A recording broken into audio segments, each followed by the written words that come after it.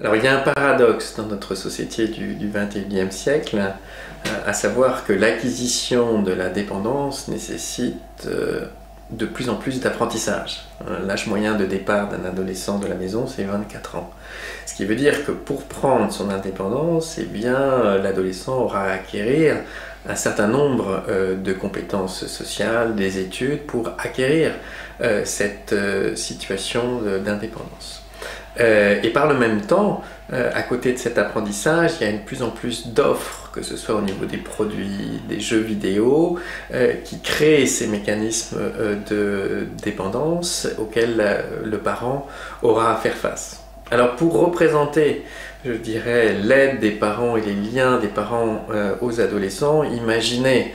que le parent cherche à apprendre à nager à l'adolescent. Dans un milieu où il y a de plus en plus de vagues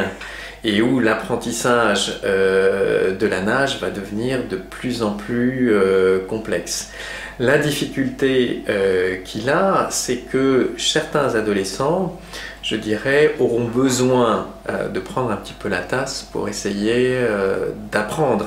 Et effectivement, ce sont les adolescents les plus fragiles qui seront moins sensibles à l'apprentissage intellectuel, mais qui auront besoin de faire leur expérience à travers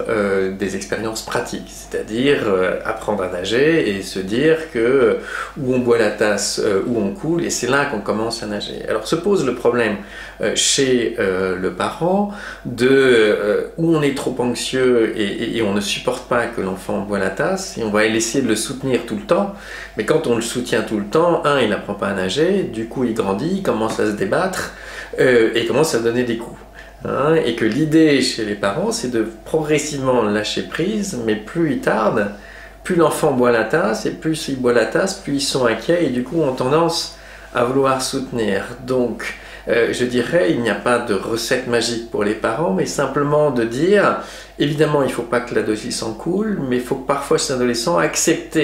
qu'il boit un petit peu la tasse, parce que c'est à ce moment-là qu'il va apprendre, je dirais, à nager. Pour dire, l'acquisition de l'indépendance nécessite parfois l'expérience, parfois un peu douloureuse, pour effectivement acquérir cette autonomie qui s'acquiert parfois à la force du poignet et en buvant un petit peu la tasse, ce qui n'est pas grave. Donc voilà, laisser boire la tasse sans laisser couler, c'est ce qu'on peut résumer pour dire aux parents.